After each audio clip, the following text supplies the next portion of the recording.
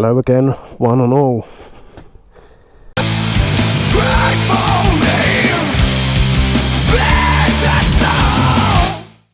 Right, we're going on a short ride today.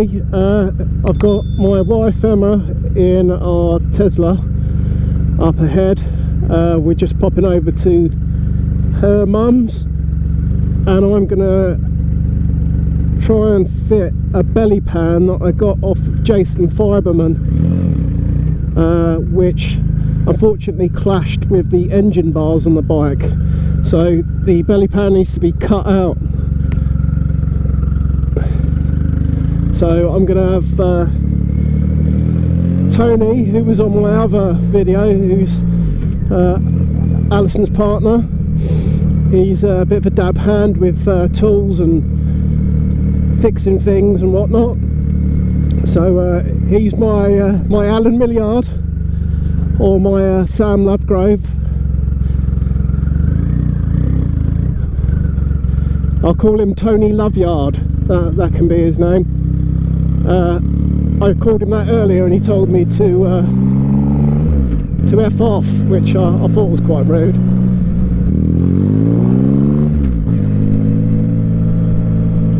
So Alison and Tony live in a part of Hertfordshire called Brookman's Park, which is just down the road from Potts Bar. So in terms of a subject for today's ride then, I think probably quite fitting this topic, given that I've got Tesla in front of me. So the topic that I've chosen to talk about today is electric vehicles, whether it be a car or a bike. I know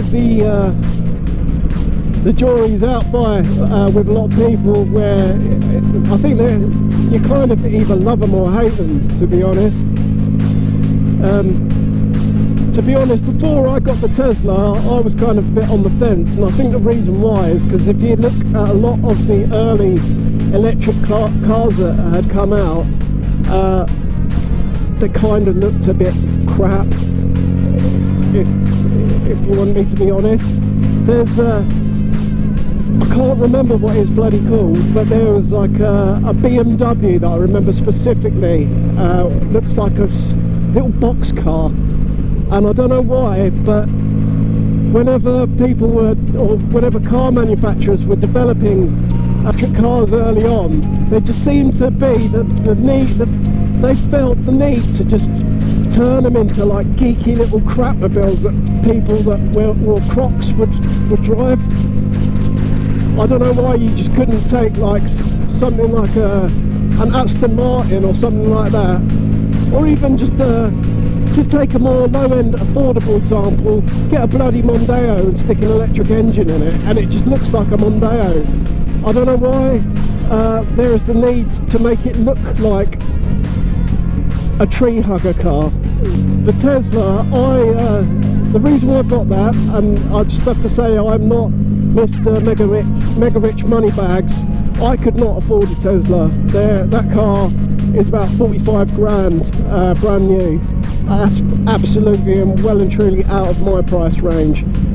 So the only way that I've managed to get hold of one, I suppose like a lot of people, is I've been given it as a company car, and I've always liked the look of Teslas. To me they look the coolest of the electric vehicles. So when I saw that you could get one for a company car, I thought, yep, I'll have one of those. The benefit in kind tax was literally nothing. I thought, well, that's a no-brainer. So I thought I'd have one, and then upon driving that car, I have to be honest, I don't ever want a petrol car ever again. That's definitely the nicest car that I've ever had. But the acceleration on it is just completely something else. It's like nothing I have ever felt before. It feels like a roller coaster ride. You put your foot down and there is absolutely no lag whatsoever. It just takes off like an absolute rocket. I think the speed, the 0 to 60 speed on that is the standard version, rather than the long range version with a bigger battery, and the 0 to 60 on that is 5 seconds, which is plenty quick enough. So in terms of cars then, I'm completely and utterly sold on electric cars, and I would definitely not have a petrol car after having that. What I'll do as part of this video, I'll do a little walk around of the Tesla, and a little bit of I'll show you the inside of it, and take it for a drive as well, and show you the acceleration on it. So a quick interlude or segue, or whatever you want to call it, just to go through the Tesla. So this is what I was referring to. So as you can see on the dash, there's absolutely no instrumentation at all. It's all very clean and clear. There's no clutter whatsoever. On the doors, you've got like these buttons that you press to open the door, which I think is pretty cool. I quite like that, not having any like kind of handles that you pull. And this is the screen that I was on about. So as you can see up here, you've got your miles per hour, you've got what mode the car is in, so park, reverse, neutral, drive. You've got your lights on there. You can open up different elements of the car from here. So you can open up the trunk by pressing that, the front trunk. You can open up the rear trunk, and that just that unlocks the whole car. You've got your sat nav here. Climate control is there. You've got heated seats either side, heated front and rear window. So you've got radio, Spotify, karaoke. I've downloaded all my music onto a stick, so I've got all of my music on here as well, so there's plenty of that on there. What else have you got?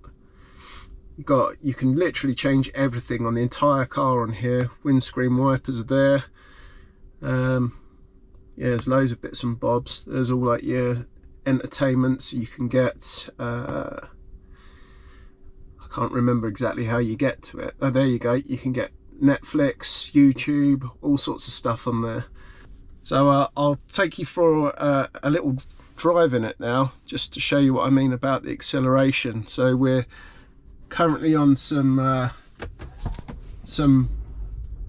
back roads around the back of kind of South Down Harpenden. Right, so here you go. We're out on a 60-mile-an-hour road now.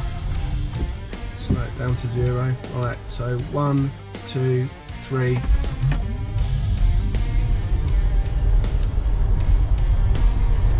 Now, I think it's about 5 seconds, and you can hear like the turbine going in the engine, which I think is pretty cool. So yeah, the acceleration on it is just absolutely, it feels absolutely ridiculous. Obviously it's not as quick as my Rocket 3, but for a saloon car, 5 seconds 0 to 60 is plenty good enough. I suppose that brings, seeing as this is a channel dedicated to motorcycles, it brings me on to the subject of electric motorcycles. I'm kind of the other way when it comes to electric motorcycles. I'm not really that interested at the moment. I can see that they're the future. I think there's a lot of people that are absolutely well and truly against them. My mate Luke has basically said, if you can't ride, if you can't own a petrol motorcycle anymore and everything goes electric, and they start taxing you to the hilt to prevent you riding these, he said he's basically going to give up riding a motorbike. He feels that strongly about it. I like the idea of electric motorbikes. it doesn't really, I don't really care what a vehicle is powered by, to be honest. And after having driven the Tesla and felt like the absolute breakneck acceleration from it, I can only assume, because I haven't ridden an electric motorcycle yet, that power transferred into a motorbike would be absolutely friggin' mental. So I'm quite up for trying that, and I would like to test ride the Harley Davidson Livewire. So the thing that puts me off of electric motorcycles at the moment, then, there's two main things really. One is that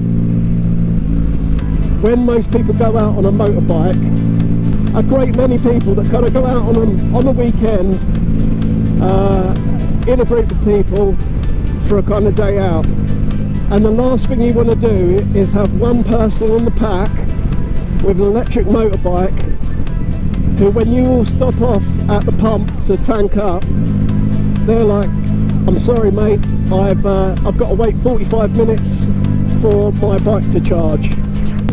So until manufacturers can make motorcycles that literally charge in like maximum of 5 minutes,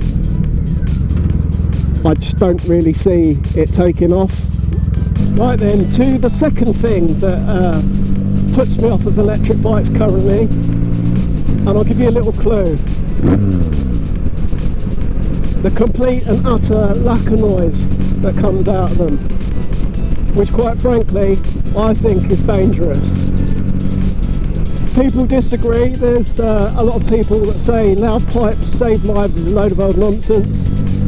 To those people I say, try riding a motorbike that doesn't make any noise around busy town centres such as London, and then tell me that having loud exhaust on a bike doesn't alert people to the fact that you're there. I think they're talking absolute nonsense, talking out their arse. So my last bike was a Triumph Bonneville America, and initially when I bought that, it had a stock exhaust on it. And to all of you who own Triumph motorcycles, you'll know that their stock exhausts are absolutely awful. It sounds like a knitting machine. Sorry Triumph, but they do. They sound awful, they sound crap. So I was riding around with the stock exhaust on it, and was commuting my mum and dad's in like Beckenham out through to like Dartford when I had the stock exhaust. People would just pull out on you. You'd be riding down a normal road like this and people wouldn't even hear you, and they'd just pull out. I had loads of people do it, doing the speed limit, and then all of a sudden someone would just, because they didn't hear me and didn't really look properly, they just pull out the side road, and then you'd have to slam the brakes on to avoid them. Happened plenty of times. Then I changed the exhaust out to a Norman Hyde exhaust, and whenever I'd see someone creeping up to the edge of a side road, I'd just give them a little rev bomb, and then they'd jam the brakes on, stop where they are, they'd hear you, and they correct their stupid behaviour. So it does, I'm afraid, it does indeed save your life. And I don't like the idea of riding a motorbike where you don't have the option to give it some of that, to alert people that you're there. There was a bike that I saw, I can't remember the name of the manufacturer. I'll have a look when I'm editing this video, and I'll see if I can throw a picture of the bike up in the top left hand corner and chuck a link in the description.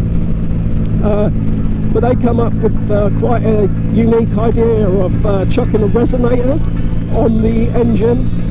So similar concept to a resonator you'd have on like a acoustic guitar that like blues musicians used to use. So it gave the bike a bit of a sound, it exaggerated the sound of the electric engine to give it a sound. So obviously it doesn't sound anything like a petrol engine, but obviously it's better than nothing. So they need to do something with that, in my honest opinion. So there is one last thing then. I know I said two things, there is a third thing actually that puts me off of them a little bit at the moment. As you can see, I have a cruiser motorcycle. I'm not against sports bikes, I quite like sports bikes. I would love to own a Kawasaki Ninja H2 SX. If there are any rich benefactors out there who would like to sponsor me and throw me 20 grand to buy one, I'd greatly appreciate it. I also quite like ABV bikes, so the Triumph Tiger 1200, I wouldn't mind one of them. Most of the electric bikes that I've seen are just sports bikes. I've not seen an electric cruiser motorcycle yet. Much like the thing with that I said about the cars when they first came out, it was like they thought, this is new technology, this is the future, let's make it look completely different to any other bloody motorcycle that is currently being made. Hello, sir. And I don't just see why you can't just take an existing motorcycle that everyone knows and loves the look of. I'll give the example of the Harley Davidson Fat Boy. Why can't you just take a Harley Davidson Fat Boy and throw a powerful electric engine in it? Everyone likes the look of that bike. Why would you have to go and change it and again make it look like something that only someone that wears tie-dye and wears Crocs would ride? Probably too late now to start working on the belly pan. It's nearly 6 o'clock, so we'll probably have a crack at that tomorrow morning, depending on how sore the head is. I think the belly pan will finish the look of the bike off. I know opinions are a bit divided on the look of those. I personally think that they look great on all bikes. There's a bike that if any of you watch the motorbike show with Henry Cole, he's doing up a bike at the moment. I can't remember what the name of it is. It's some French bike that he's doing up, but he's bought a belly pan for it, and he's said he's kind of on the fence as to whether or not he wants it on there. If any of you are watching that, I personally think it looks great with a belly pan, that he should put it on it. Righty then, as we can see, the belly pan is on now, looking very snazzy, and just on my way back with the missus.